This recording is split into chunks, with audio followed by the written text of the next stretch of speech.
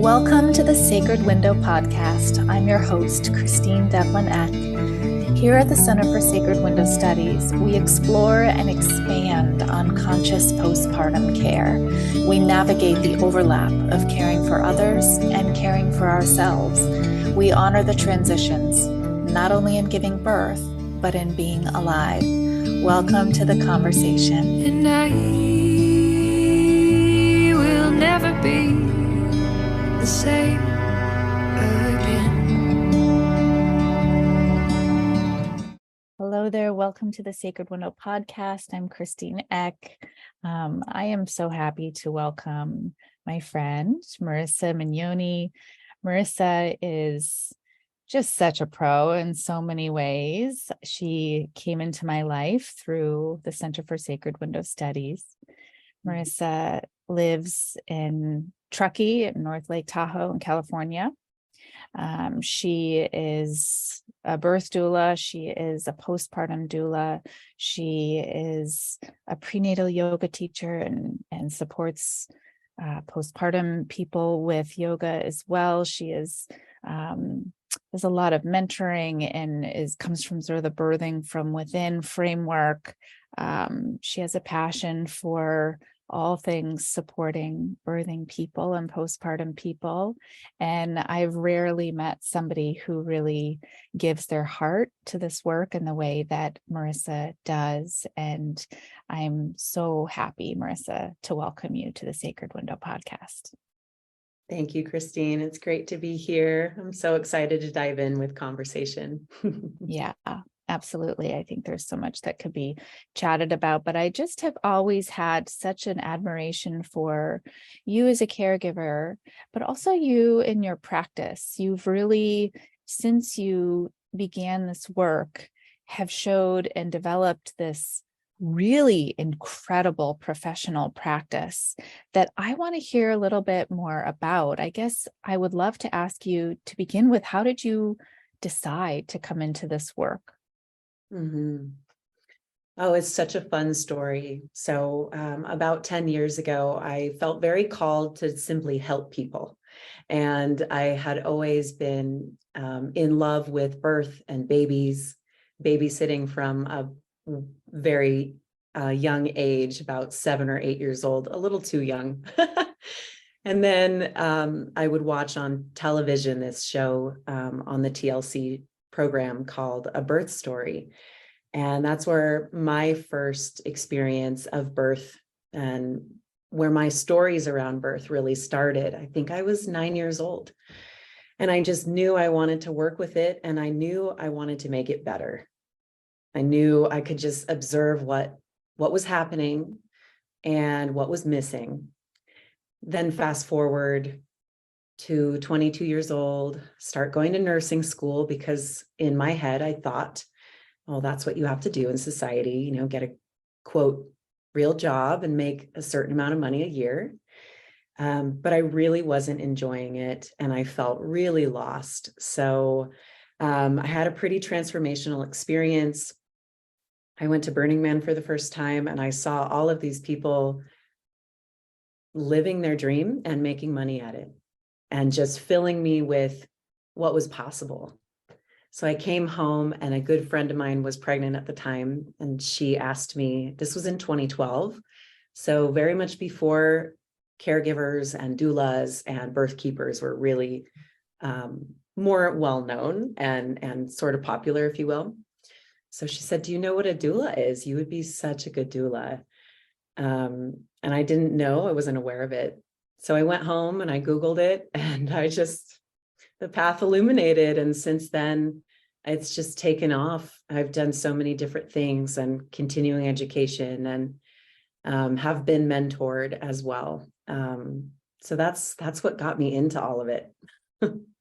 I love that. Thank you so much for sharing that story. It is really, I think we kind of all have that moment of like when we heard the word doula for the first time, and what that was. And for me, birth doula came first, and it took years after that for me to realize that there was such a thing as a postpartum doula as well.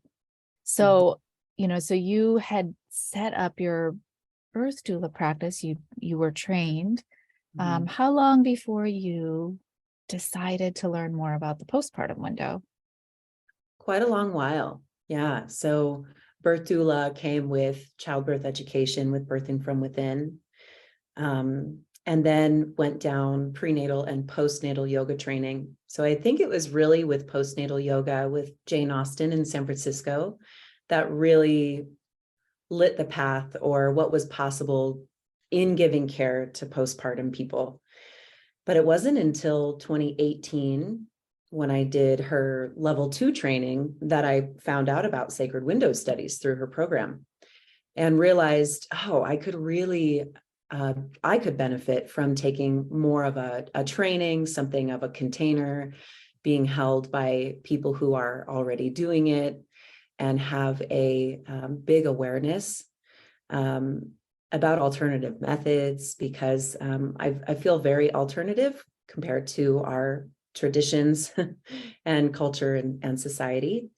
So I started doing postpartum work very heavily about 2 years ago.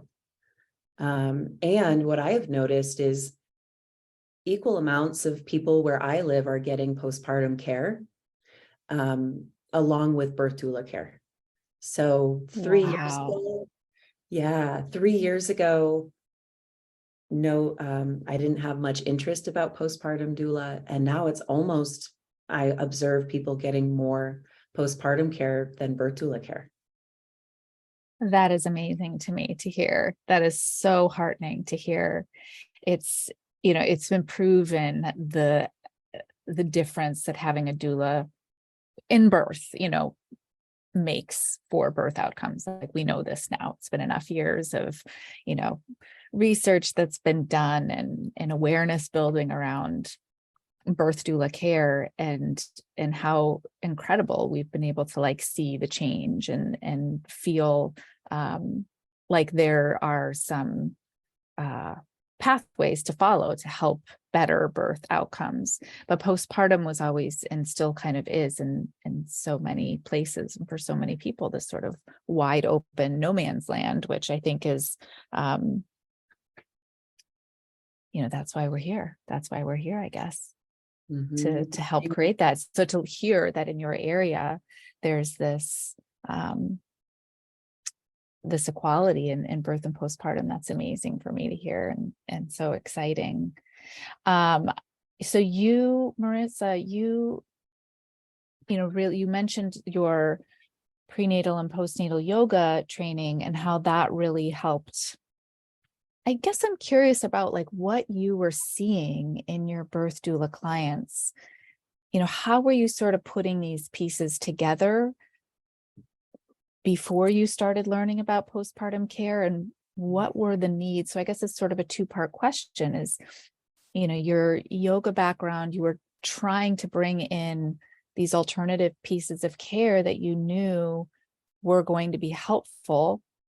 But what were you seeing in these families that you knew that you needed to go further and know more about the postpartum window? I think what I observed the most was how influential parents sharing with each other was. So this, if I would have known, if someone would have told me, if this was more talked about, if this wasn't so shameful, to share about the challenges. What I observed with the pandemic was a rapid social media acceleration of people sharing, and also people doing more heart-centered work.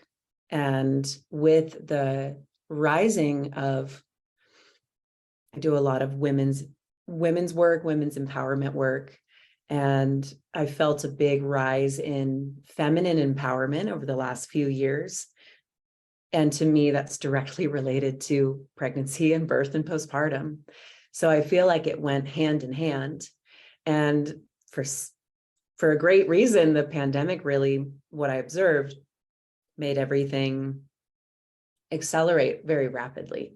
So I very much believe that we have so much power in ourselves simply by sharing, giving feedback, helping others feel safe in their own stories. And then we can dive into some of those mysteries of how to prepare, why it's challenging, alternative, holistic, additional education than what you're getting,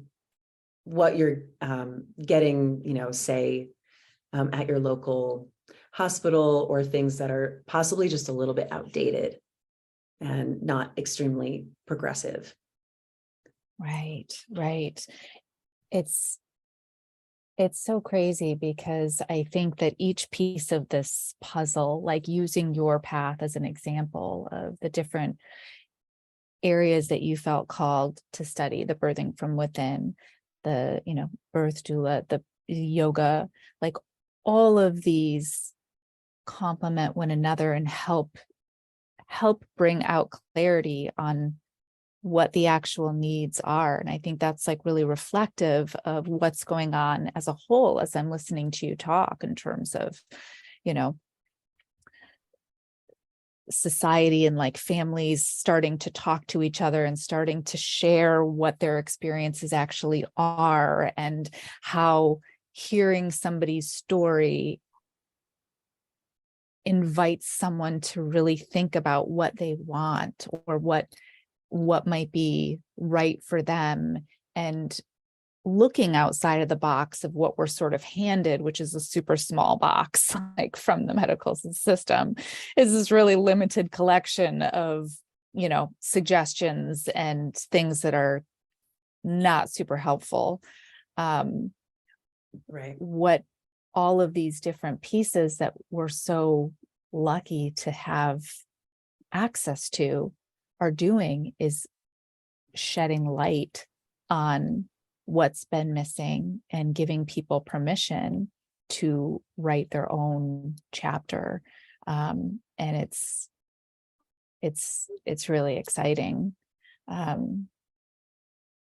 like that you said what actually is helpful, because we see some of the rituals in our culture of baby showers, just an example of receiving all of the products, versus baby proofing life and relationships.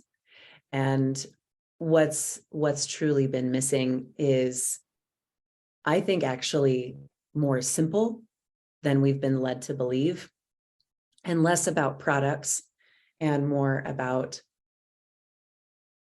the correct kind of caregiving for the whole family.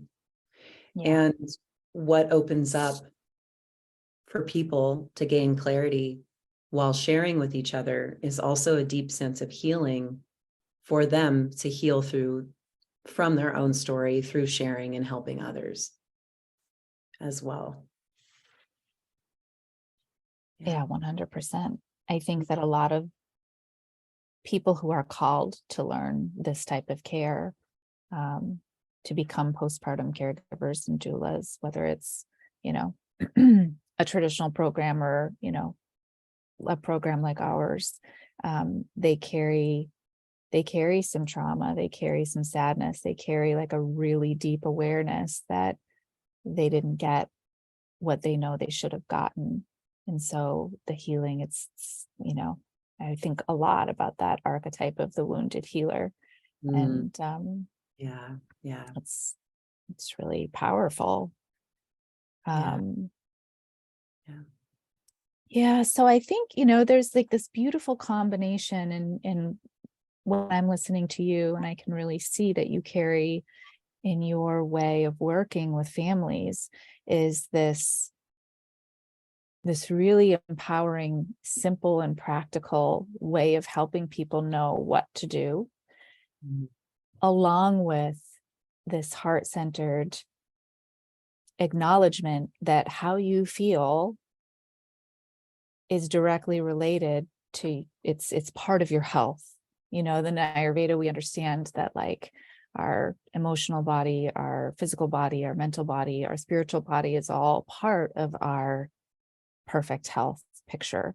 And so what I am seeing in you is this very thing, that you're acknowledging with families how they feel, and creating like empowerment as part of their healing process.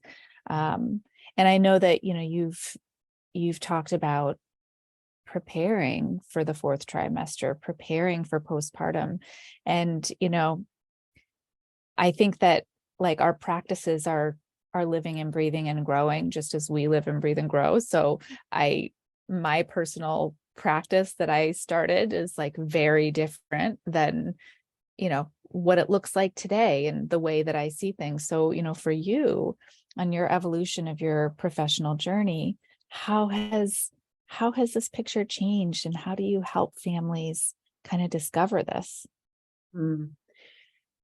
Yeah, I love that. And what I'm hearing also is that piece of validation from observing someone the way in their expression, their current expression, and what's available to them for their healing and their growth and their evolution. So versus rather than pushing against what's coming up for them, it can be these teaching moments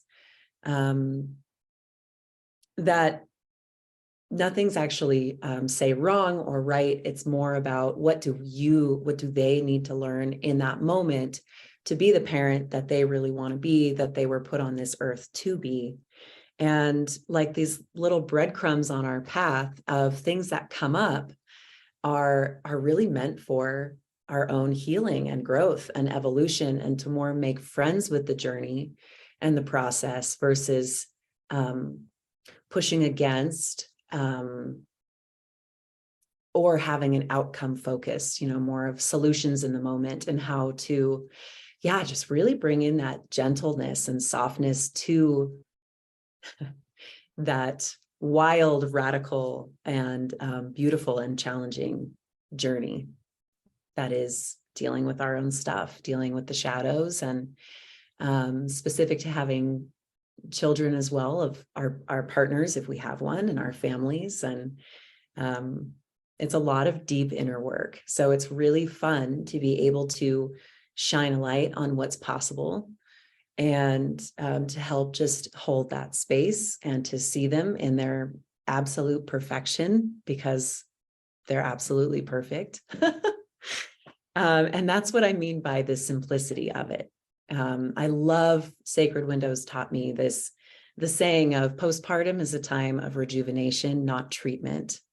And that is just so, that resonates with me so much, because a lot of the time we think we need to be fixed, that there's something wrong with us. And it's really like, no, you're perfect. You just need a nap or a glass of warm water or something to hold you.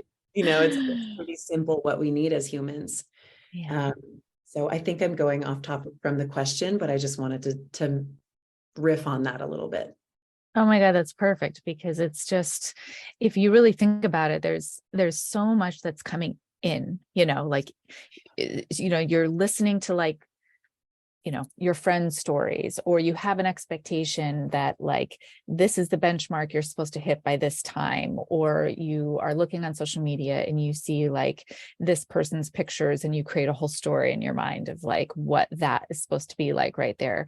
And then we lose sight of, well, actually, I am my own perfect story, and I need to sit and be good with what is coming up for me in this moment. Breastfeeding for my friend was not hard. She did it fine, but that's not my story right now. So I am going to look at this here. So it's this like having awareness of like all the things that are out there, yet setting some boundaries that we're not taking it too much in, that we start to lose touch and feel like we're failing. And I like, just having said that brings up all those emotions that I dealt with, feeling those things, and not having the support that you are giving, where someone is letting you know, like, no, you are perfect. Yeah. Your baby is unique to you. Your parenting experience is unique to you. So right now, we're just going to look at this specific moment and what is coming up right now. And I just think that that is the most beautiful gift that you're giving to families, because it's so real. Like, we're living in this information deluge, and Uh, how can, what are the tools? So I'm curious, how do you, like, it's, we can recognize that, but you're like actually giving them some tools and ways to work with centering into themselves. How do you do that? I think before the tools come, it's the questioning, it's the holding space to ask them questions for what they already are feeling and knowing, because I do believe we are born with the innate wisdom. And yes, we need good support and options, but a lot of practitioners are telling them what to do versus what do you think you should do? Or what would you like to do? Or what does your heart say in this moment? Close your eyes and go within. What sort of tools do you already have? Because we've been coping with life since we were born. we've been gathering the tools our whole entire life. So what works for one person might not work for another, but just shining a light on that. Because I know that they are not being asked these things by many people, whether it's practitioners or even caregivers, even doulas. Everyone's different. So I really like to bring in that mentoring piece and to help the wheels start turning as they are a completely new being. So they're going to be, they need that space holding and that mentoring. I do like to remind just some of the reality, because we do live in a perfectionist society, I believe, and I think I'm generalizing, but who I work with tend to be very high-powered attorneys, CEOs, doctors. So it's about getting it right, and it's about there's a little bit of control in there. Like I think I've even said, your baby's not a machine. Like I don't know if you know that, ha ha ha, try to bring in a little bit of humor. So they just kind of relax. Yeah. So I think the questions is a really important thing to just keep asking. And then it may be explaining what I have seen in the past. A lot of validation of, yes, I hear you, that is really hard. And what are you open to in this moment? And then coming in with additional resources, depending on what's going on in the moment. So it could be a lactation consultant, or it could be an acupuncturist, or a book, or a podcast episode. So those are some, I think, practicing, like using those tools that they already have. I could think of practicing asking for help, practicing sharing how they're doing. Other tools would definitely be breath work, meditation, guided, breathing practices can be really helpful. Yoga, I do like to bring in yoga. Yeah, those are some of the things that I help people dig and understand themselves better and find their own tools in a way, and then offering wherever I see fit, whatever I'm hearing. Sounds like you could use a little warm cup of tea, Yeah. I love so much that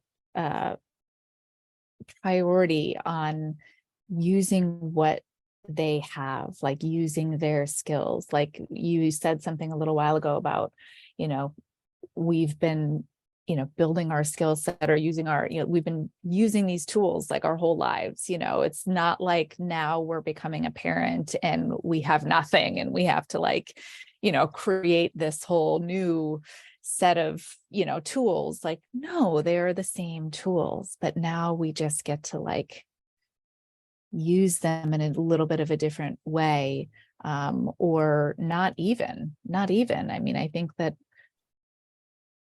the postpartum window for me, this whole journey, really, this childbearing journey and parenting journey it's I guess the sacred window. It's like this little microcosm of all of life, everything is concentrated and so much more potent and sensitive, and all of those relationship skills and communication skills and life skills that we've built, those are frankly like our most powerful tools. Like, yeah, we can, learn the nutritional stuff. We can learn the, which herbs are great for this, or we can learn how to use this belly wrap, or like all the different things. But when it comes down to it, right, it's those abilities to ask for help and like recognize when we might need it, to share what we're feeling that might be hard to say, but like that's a skill set to be able to say what you're feeling. Yeah, it's pretty amazing. And something that you had mentioned to me before this call is like the idea of bringing families together as part of your work as a caregiver.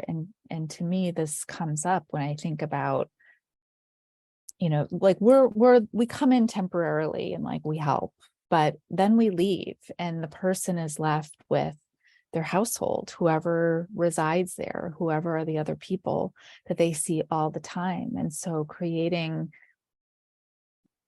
balance for everybody there, encouraging a place of care that lasts when we walk out the door. What does that look like for you in your practice? It feels like when I come in and I'm supporting, they're left with a feeling. They're left feeling lighter, more balanced, better. And then they understand on very subtle levels how much that is of help. Just a simple feeling better, feeling validated, feeling not judged, feeling loved. After the care is complete, I like to work with people for 3 months postpartum. So it really gives them a time to gently and subtly understand how important those things are. And then hopefully continue that process. So it might look like a caring babysitter, or setting up additional care for them from family. But it does feel like they are positively changed because they understand on a physical level and emotional and spiritual level how important that is and how much that actually helped, because they had that embodied practice. Wow, I feel completely different after she comes. Maybe we should continue getting help, whether it's hired help, community help, family help, and keep that going. Yeah, I think during pregnancy or postpartum, it's important to find those trusted practitioners in order to receive their feedback and their tools. So someone who you really resonate with, because belly binding might resonate with somebody and it might not resonate with somebody else. So to find practitioners that are speaking the parent's language and approaches and philosophies.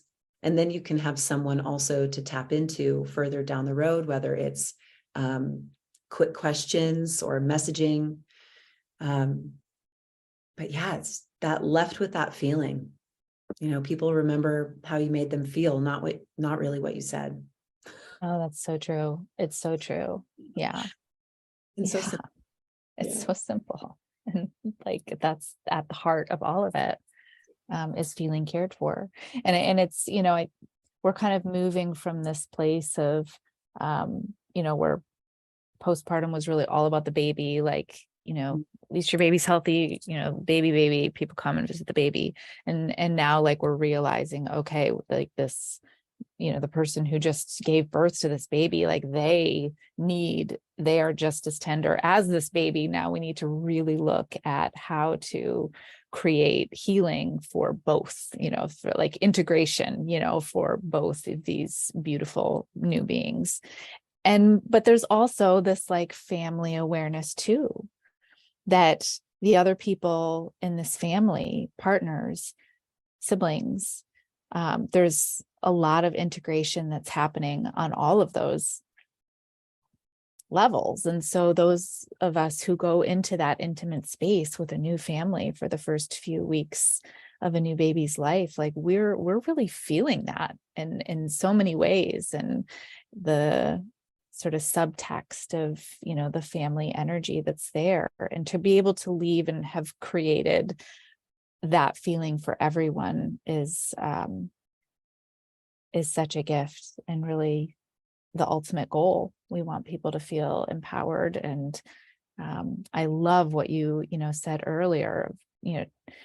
People are constantly telling new parents what to do, but what does it feel like when you close your eyes and go within and say, what do I know? Like, what do I need? What do I think I should do? Because I always tell people, like, you know your baby best. You have this connection that the rest of us don't have. So you can tap into that, and you know yourself. And I think people need that reminder. So to have you, Marissa, going into homes and really asking people those questions, it's an invitation to so much. And I think, we talk about in terms of Ayurveda, like, we are our best Ayurvedic teacher. Like, Ayurveda is the science of life. We are living our life. So we are the ones who can directly tell ourselves what living this life is like. And it's different for me than it is for you, and for every family. So really, Charlotte, my amazing teammate, she loves the term care partner rather than caregiver, because she just feels like I'm your partner. Like, you're doing it. I'm just here to, like, bring you the pieces so that you can do it, and I love that, because it gives people that reminder, that autonomy, that, yeah, I am in this. And I think that is the ticket for turning around what is notoriously known as this just difficult period you got to get through. It's Yeah. am I, is this ever going to get better? Am I going to, whatever the problem is, and there's lots of things that can come up, but when you feel like you have the power to make a change in whatever that situation is, that feeling is like priceless. You can't put a value on it. It's like life-changing. Yeah, that's so beautiful. Care partner, that resonates a lot. And this knowing, that understanding and knowing from a intuitive place, a gut instinct place, versus the analytical, the worrying, brain knowing, both are great together. But as we know, during the postpartum window, the brain is going through a lot of changes and moving from the analytical, logical, data-oriented to the innate wisdom, the innate knowing, the gut instincts, the intuition is really how we also strengthen the empowerment piece of it. Is like, I did this, bringing families into wholeness and bringing them together. What I observe is, when I'm working closely with a birther and I leave and they feel better, the partner then can observe that and understand the value of it more. I do think it's very interesting to observe partnership, definitely, and to come in without judgments or expectations, but to show them more of what's possible. And that I fully believe that happier starts to parenthood makes happier generations to come. So working with partners in that way as well too, I feel very balanced in the way that I can be very gentle, and I can also be pretty forward and communicative with partners to bridge the gap between them and to help them understand what's going on and to get more on board with the extra care. Because like you said, it's such an intimate experience, and you're bringing somebody in, sort of a stranger, and exchanging money for it as well too. And it's fascinating to me that the generation giving birth now, mostly my generation, millennials, the partners, and I work a lot with fathers, with mothers and fathers where I live. Fathers, they haven't seen that modeled ever, close to never. So I grew up with a father who worked full time, was never home, and my mother was the caregiver and did everything. So they are being asked to step up to this role in a huge way, I think for the first time, without seeing it modeled. So I like explaining that to the mother as well, because there can be a lot of pressure on the partner, rightfully so.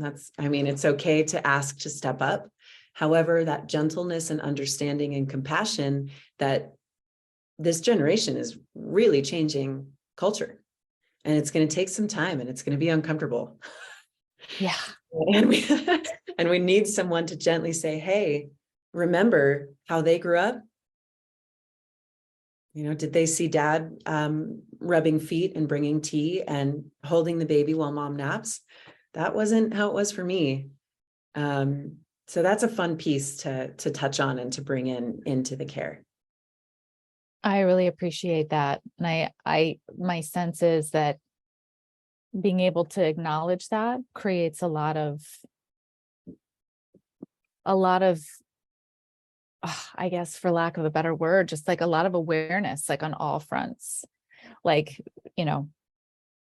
just easing some pressure on all the places. And the fact of the matter is that I love to talk about too, is that this life is not perfect. Life is not like Instagram ready. So postpartum and all of that is going to be filled with, it's like messy, it's like, it's as real as it gets in all of the ways that is real. And so, yeah, I just really appreciate, like, everyone can just acknowledge that this is, for a lot of people, they're like treading a brand new path. Yeah. Everybody softens a little bit. Yeah. And remembers that they're on the same team. Yeah. It can be hard. It can be hard. And I like hard things. We can do hard things. And it's fun to rise to the challenge. And this is a very yogic philosophy, but sometimes the work that we're doing, that you and I are doing, it might touch them immediately or in 5 years, which I find fascinating. Oh, that's right. Now I see what she was talking about. It's not always like when we deeply question in yogic philosophy, sometimes the answers come, or even Ayurvedic philosophy, right away or in 20 years. But to continue diving in and inquiring is very opening, very liberating, frees us a little bit and softens us a little bit. And sometimes it comes like when we're sharing something with another person, then all of a sudden, like, our experience will like open up in a way that, I just said that the other day, and I can't remember where I said it, but yeah, like we get those moments of integration of our own experiences whenever it's time for them to integrate. So all the things that you're bringing into this home and the care that you're giving to this family, and sometimes it can feel overwhelming and unsatisfying, and emotionally draining for you as the person holding that family in the space. And it's going to come, and the pieces are going to fall into the place that they're going to fall at the time that's right for that family. And so we get this assurance. I just want to reiterate how amazing of a job I think you do at the work that you provide for your community. And I think that it's folks that are out there doing the work like yourself, Marissa, that are the ones making the change of having as much awareness about postpartum care, as much access to postpartum care, because you're deciding and sharing that it's important with the people that you're around. If you had to pinpoint the one thing that's most important to you in the work that you do, what would that be? Well, thank you for your kind words and reflections. It's very nice, because you're right, with sometimes it can be unsettling, and I leave thinking, was that helpful? So to get that feedback from you, who also understands this type of care deeply, is very validating and motivating, because it has taken a lot over the 10 years to keep doing this. Because you can feel a little like you're on this island by yourself, and you're like, hey, so to keep going. But would you mind asking the question one more time? What's the most important thing to me? If you were to pinpoint Right. the one thing in your practice that has become like the most central for you in the 10 years that you've been working, you've grown, you've integrated lots of different new skills, you've worked with so many families, but is there one thing that like ties it all together for you that's like a must, when you go into each family caregiving situation? Yeah, definitely the deep love to love people through what they're going through, to validate them, to really see them in their wholeness and in their vulnerability, and to just make them feel, to help them feel seen and cared for who they are. I've also had that type of holding from my own mentor, and I understand how valuable it is to have someone checking in on you. Simply, how are you doing? How's it going today? How was last night? What do you need in this moment? Just someone who's going a little bit above and beyond. The checking in, the caring and the loving. And definitely that deep mentoring of helping people to dig a little bit deeper into themselves. The questions and deep inquiry. Yeah, that's the first thing that comes to my mind. Marissa, I think that's really the essence of it all. It's like good care. It's giving good care. And sometimes we need to remember like how direct to the point and simple, like giving good care is. How are you doing today? What do you need in this moment? I'm here for you. Like, yeah. It's beautiful. Marissa, thank you so much for being here today and helping others see what, I think, there's so many details and little things that you can, there's so much information out there to be had on how to support postpartum people, but to see it in practice with someone such as yourself really helps to create awareness about the difference that you're making, about the pieces that are missing, like the actual feeling that people have during postpartum that they're well cared for. That is the piece that's missing. And you're so right that you said earlier, how, women's empowerment and liberation is so directly tied to the care that they get when they're bringing in new life. And it's so empowering for me to be on this path with so many people that know that, like yourself. So many blessings to you and all the work that you are doing every day. Thank you. It's amazing. Thank you. It's so healing and deeply touching to chat with you and hear your language. And I've just thoroughly been enjoying the training with Sacred Window Studies. It's giving me what I felt was missing for me and my care. So thank you for everything that you're all doing and offering that loving support. That's hands down what drew me to the program, was the feeling of it versus what I would be learning. Yeah. And I hope this is helpful for all of the listeners. I know it's maybe not this practical step 1, 2, 3, the logical, but I'm hoping that some of it resonated and there were some insights that were had. So I thank know you. that there were. I know that there were. And if you are listening to this, please visit the show notes. We're going to have lots more from Marissa, including an amazing resource that she's put together on preparing for the 4th trimester.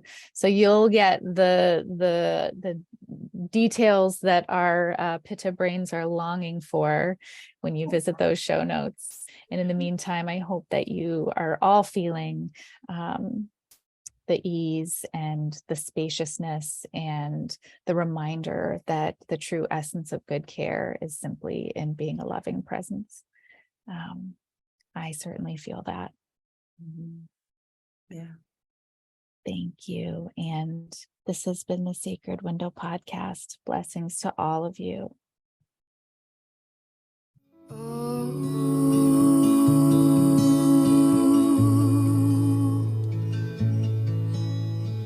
Shanti, Shanti.